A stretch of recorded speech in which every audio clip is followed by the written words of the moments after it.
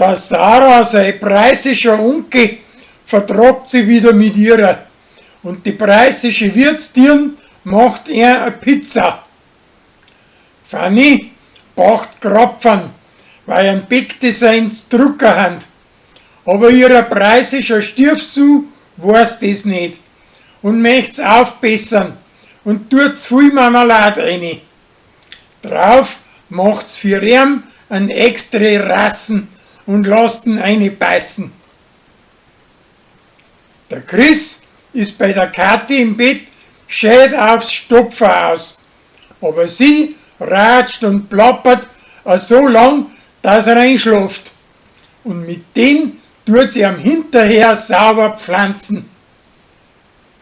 Z Lansing taucht der gewerbsmäßige Gaudi-Bursch aus der Glotzen auf. Der wo ein Rolli vor 50 Jahren mal ein Weiberts ausgespannt hat. Aber beim Wein probieren saufen sie sich zusammen und werden fremd.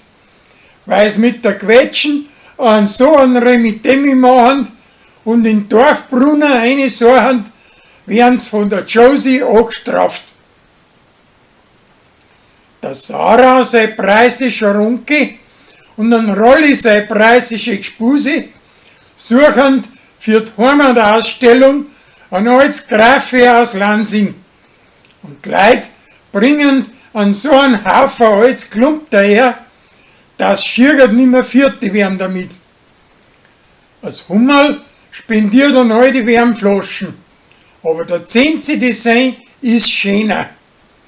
Drauf kauft das Hummerl heimle beim Antiquitätentantler ein alte Kaffeemühl und gibt's als ein altes Erbstickel aus. Aber das fliegt auf und sie steht recht blöd da. Als Zwiefel kriegt von seinem Chef eine Ausbildung gezahlt als Häusertantlerin. Aber sie bescheißt am Hintrum wegen der Sarah seiner Hirbe und drum schmeißt das aus sie. Sie sucht aber weiter nach einem, der wo die kauft und nicht anreißt. Und ein Gregor, sein preußischer Stiefsohn, möcht's kaufen.